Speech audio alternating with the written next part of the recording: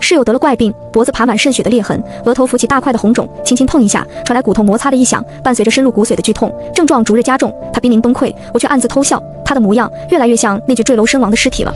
还没靠近404寝室，我就隐约听见了不似人声的痛呼，手中的拉杆箱顿时变得轻快无比。我极力掩饰眼中的兴奋，轻轻叩响了404寝室的门，足足敲了半分钟，寝室的门才打开一条缝隙，一个短发女生警惕地探出头来：“有什么事吗？”我赶紧说出打了无数遍腹稿的台词：“抱歉打扰了，我叫赵念瑶，刚转到咱们专业，辅导员让我住在这间寝室。”“你好，你好，我叫于莹莹，很高兴认识你。”短发女生于莹莹嘴上这么说着，却没打开门让我进去，反而自己走了出来。她左顾右盼，确定走廊没人，才压低声音说道：“不好意思，同学，你还是和导员商量商量，最好还是换个寝室吧。导员说只有404有空床了。”我低着头，想象自己是一朵人畜无害的小白花。于莹莹叹了口气，最终还是把我领进了寝室里。刚踏入404寝室的刹那，痛呼声成倍放大。寝室有4个床位，都是上床下桌的结构。奇怪的是，一个长发女生在窗子下面打了个地铺，痛呼声就是她发出来的。另一个戴着眼镜的女生坐在长发女生旁边，紧紧握着她的手，细声安慰着她。听于莹莹介绍，长发女生叫周月，戴眼镜的女生叫江妍一。我走到周月旁边，仔细打量着她，她的头不自然地向右侧偏着，白皙的脖子上布满了渗血的裂痕，在床单上染出鲜红的印记，额头上也有大块的红肿和淤痕，甚至头皮下的头骨都有骨折的迹象。我佯装害怕，语气颤抖地问于莹莹：“她是摔伤了吗？我们要不要帮她叫救护车？”“不用。”于莹莹摇了摇头，面色沉重，却故作轻松：“她是自作自受。害人者终害己，我没有。”声音早已嘶哑的周月试图为自己辩解，他的头没办法转过来，只能竭尽全力挪动着身子，看向我和于莹莹的方向。江妍一赶忙扶起周月，还愠怒地瞪了于莹莹一眼：“害死王甜甜的人，真的不是我呀！”周月布满血丝的双眼流下一行绝望的泪水，被泪水模糊的眼神中读不到半分悔意。我叫赵念瑶，女，21岁，临沂大学的大3学生。由于一系列不可说的原因，我从金融专业转到了环境科学专业。当然，以上是明面上的身份信息，我的真实身份是苑林博物馆的现任馆长。年龄吗？保密。苑林博物馆收藏了古今中外近1000种怨灵，通常来说，人死之后自有黑白无常收走魂灵，但倘若这魂灵生前满腔怨气，就有一定概率变成地府不收、僧侣难渡的怨灵，只能在人间飘飘荡荡，直至魂飞魄散。对这些怨灵来说，加入苑林博物馆也算是个好去处了。我的工作除了管理这些怨灵之外，还要奔赴世界各地，将新出现的怨灵带回到博物馆。只有定期更新藏品，客人才会来博物馆付费参观嘛。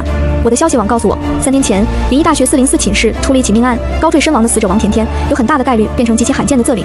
仄这个字原意为青头、青侧，看这个字的形状，像不像一个人摔断了脖子躺在地上的样子？所以说，中华文化博大精深，造字起名也是门学问啊。在404寝室的第1夜，我躺在原本属于王甜甜的床位上，辗转反侧，兴奋得难以入睡。那可是仄灵哀，苑林博物馆里从未收藏过的怨灵。第2天，我跟着于莹莹去上课，江妍一留在寝室里照顾周月。于莹莹告诉我，江妍一和周月是好闺蜜，周月得了怪病之后，江妍一几乎寸步不离地照顾她。那她为什么不去医院呢？我化身好奇宝宝，明知故问道。去了，导员带着周月去了个大医院检查，每个大夫都说她是高坠摔伤，可我们都知道，周月有严重的恐高症，是不可能爬到高处摔下来的。于莹莹眨了眨眼，神神秘秘地对我说，更邪门的是，不管是什么样的医疗手段，到了周月身上都不见效，反而越治越严重。实在没办法了，导员让她暂住寝室，等家长来学校接走她。到了教室，同学们得知我睡在王甜甜的床位，看我的眼神像见了鬼一样。有好心的同学劝我换床位，我只得告诉他们，我是一个坚定的无神论者。博物馆里的怨灵什么的，那都是科学的自然现象。借着上课的机会，我和同学们疯狂交头接耳，大概弄清楚了王甜甜事件的前因后果。众所周知，环境科学专业的就业面有点窄，某世界500强跨国巨头给了班里一个实习岗位，有机会竞争这个实习岗位的只有3个人：王甜甜、周月、刘小涛。刘小涛为人比较佛系，当着全班的面放弃了竞争的机会，所以实习人选就是王甜甜和周月2选1。本来这2个人就不太对付，这下有了利益冲突，更是水火不容。几天后，王甜甜从第2教学楼的楼顶坠楼，额头着地，脖子折断，当场死亡。警方调取监控，勘察现场，并请来专家分析坠楼轨迹，确定王甜甜不是被人推下楼的，只得按照意外草草结案。所有人都怀疑始作俑者是周月，因为王甜甜离世之后，实习岗位顺理成章地落到了周月头上，真是因果循环。一个男同学对我说，谁能想到王甜甜冤死不得安宁，他要周月血债血偿啊。这个我懂，仄灵会在死后的7天之内将自己的痛苦复刻在仇人身上。王甜甜是坠楼而死，他会把坠楼的伤势1比1的在周月身上还原。我问清楚了，王甜甜坠楼是4天前，那么周月还能活3天，差不多了。今晚我打算与王甜甜见个面，好好忽悠她，争取把她带回博物馆。下课了，同学们三三两两地往教室外走。我忽然想到了什么，拦住一个同学，随口问道：“同学，麻烦问下咱们班的实习名额究竟给谁了？王甜甜死了，周月得了怪病，好像要办休学，那只有让刘小涛去了吗？嚯，这个佛系的家伙还蛮幸运的。”下课回到寝室，我瞧见躺在地上的周月已经被折磨得不成人形了。他的脖子向右后方翻折，正常人做出那个姿势，保准疼得嗷嗷叫。2条胳膊的关节也扭曲成诡异的形状。江妍一正在给周月的伤口消毒上药，他一边涂着，一边泣不成声。想来想去，我还是决定帮周月一把。他的死活不关我事，真被泽林弄死也是咎由自取。但问问王甜甜能不能放过周月，也不过是一句话的功夫罢了。我溜溜达达走到江妍一旁边，轻轻咳嗽一声：“周月，想活命吗？”他已经疼得说不出话来，但眼神中依然流露出对生的渴望。你谁呀？江妍一警惕地站起来，挡在周月身前。我懒得理会江妍一，直接对周月说道：“今晚我会和王甜甜见一面，给我一件你和王甜甜都触碰过的东西，我就帮你求求情。”呸！王甜甜都死了好多天了，你去哪儿和她见面？江妍一呵斥道：“月月都这样了，你还想骗她钱？你有没有良心？我不要钱，我要东西。”我耐着性子解释，如果王甜甜决定原谅周月，她可以用怨气毁掉这件东西，这样就算断掉了两个人的因果，得怨两忘，恩仇俱泯。呜呜呜！躺在地上的周月忽然呜咽起来，她想说什么，却怎么都说不出来。江妍一俯下身子，小心翼翼地询问周月想表达什么，眼泪再次夺眶而出。这对闺蜜的感情真好啊，可比那些大难临头各自飞的夫妻情侣强多了。我心想。过了一小会儿，江妍一红着眼睛走过来，将一根红色的头绳递给我。这根头绳是月月管甜甜借的，一直忘记归还。对不起，念瑶同学，刚才我算了，我挥挥手，懒得听她道歉。一转眼，时间逼近午夜，我从床上跳了下来，背上背包就往寝室外走。念瑶，这么晚了，你去哪儿？于莹莹关切道。去找王甜甜唠唠嗑。我神秘一笑。离开404寝室，我用隐身咒躲过查寝的学姐，再用傀儡咒搞定宿管大妈。云一大学的校规是11点封寝，这一路上连个鬼影都没有，真是有够无聊的。我走到第2教学楼的楼下，一眼就找到了王甜甜摔死的地方。虽然被清洗过许多次，但还能隐约看出来一丝痕迹。我从包里掏出黄纸，用毛笔蘸着朱砂，在黄纸上勾勒出一道颇为复杂的符箓。这个符箓是专门用来沟通泽灵的。怨灵博物馆里有一本叫《吉灵录》的古书，里面记载了诸多罕见的怨灵。我作为馆长，自然能把整本吉灵录倒背如流，应用自如，折锦为仄，大怨化灵，无有徘徊，泽灵归来。我吟诵着16字咒语，手腕陡然一甩，符箓飘在空中，静静绽放着幽绿色的火光。一阵阴风拂过，耳畔传来一声沉重的叹息。我精神一振，王甜甜来了。叹息声消散的一刹那，强烈的第6感涌上心头。我本能抬起头向上望去，遥遥瞧见一个漆黑的人影站在楼顶边缘。一抹月光拂过他清秀的脸庞，纵然相隔几十米，他的模样依然清晰可见。下一秒，他身体前倾，从楼顶坠落，像一颗转瞬即逝的流星。我看见半空中的他竭力挥舞着手脚，却没能抓到一根救命稻草。咚的一声闷响，王甜甜落在我面前，坠楼的冲击力使她清秀的脸庞变得狰狞无比，脖子完全折断了，头颅无力地垂向右后方，大量鲜血从口鼻中喷涌而出，在水泥地面上勾勒出一朵朵嫣红的彼岸花。这一幕显然是王甜甜临死时的情景，她想用情景重现来吓唬我，可我并没有被吓到，只觉得她真的很可怜。倏然，王甜甜狰狞的尸体动了一下，反向弯曲的手臂突兀地支撑起身体，颈骨传来令人牙酸的咯咯声。王甜甜一边调整着头颅的角度，一边用阴冷残忍的声音对我说道：“我死得好惨啊，你是来陪我的吗？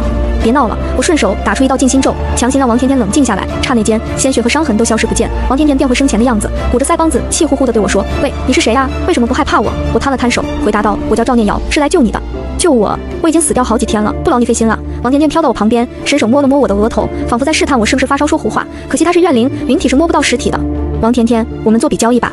我开始忽悠王甜甜，你现在是怨灵，不能投胎转世，只能在人间飘荡，直至魂飞魄散。而我呢，有办法让你重入轮回，只要你帮我一个小小的忙。我正在琢磨着和王甜甜签多少年的怨灵劳务合同，她却果断拒绝了我的提议。重入轮回，再做一次人吗？王甜甜惨笑一声，摇头道：“我宁可魂飞魄散，也不想再做人了。”10分钟后，我和王甜甜并肩坐在楼顶，一边吹夜风，一边闲聊。甜甜，我有办法帮你化解怨气，报仇的事儿，咱能不能商量商量？杀过人的怨灵会戾气萌心，神志不清，展览价值大打折扣。要是他能放弃仇恨的话，歇了吧，我一定要弄死周月，以解心头之恨。王甜甜叼着一根怨气变成的棒棒糖，双手叠在脑后，慵懒地对我摇摇头。甜甜，周月是怎么害死你的？听见我的问题，王甜甜若有所思。那天下午4点多，我刚下课，准备回宿舍，周月给我发消息，让我去第2教学楼的楼顶，说他想和我单独聊聊。他让你去，你就去呀！我白了他一眼，然后呢？然后我就去了，发现他没在楼顶。我给他发消息问他在哪，他说让我走到西侧边缘，往对面第1教学楼的4楼看。再往后的事，你已经看到过了。我已经看到过了。听他这么一说，我忽然想起来，王甜甜临死前的情景中，有一抹月光拂过她的脸庞。可是王甜甜遇难的时间是下午4点多，这个时间是没有月亮的。那么这抹光芒的来源是？我恍然大悟，这个杀人手法和我看过的一本推理小说几乎完全一样。我站在楼顶边缘，聚精会神地往他说的地方看，而他躲在某间教室里，用镜子反射太阳光，晃得我头晕目眩，不小心摔下楼。我竟然死于这么幼稚的杀人手法，是不是很可笑？是有点可笑，但我笑不出来。周月是你生前最后一个联系过的人，肯定是警方眼中的头号嫌疑人吧？那几条聊天记录被删掉了，警方没发现这些证据，也就没开展这方面的调查。更何况王甜甜苦笑着说，那些人身上的正气太重，我根本就没法靠近他们。正常，从古至今几乎没有怨灵会纠缠官差，也没听说过哪个捕快撞过鬼。我正准备安慰王甜甜几句，却总觉得有什么不对劲。算了，也不重要。我取出那根红色的头绳，凌空划了道解怨符，白光一闪，这根头绳多了一丝祥和的气息。这根头绳同时沾染了你和周月的印记，你若决定放过周月，就用怨气弄断他，你们之间的因果也会一并了断。到时候你想投胎也好，想跟着我走也好，都随你。我以为王甜甜会断然拒绝，没想到她收起头绳，神情失落地对我说道：“念瑶，我不明白，杀人偿命，难道不是天经地义吗？是啊，天经地义。可你是无辜的，你的结局不该是魂飞魄散啊！回到宿舍，已经是后半夜2点了。于茵茵还没睡，见我回来，轻声问道：“你真的见到王甜甜了吗？”见到了。我点点头，转身瞥了一眼摆着奇怪姿势的周月，以及睡在周月旁边的江妍一。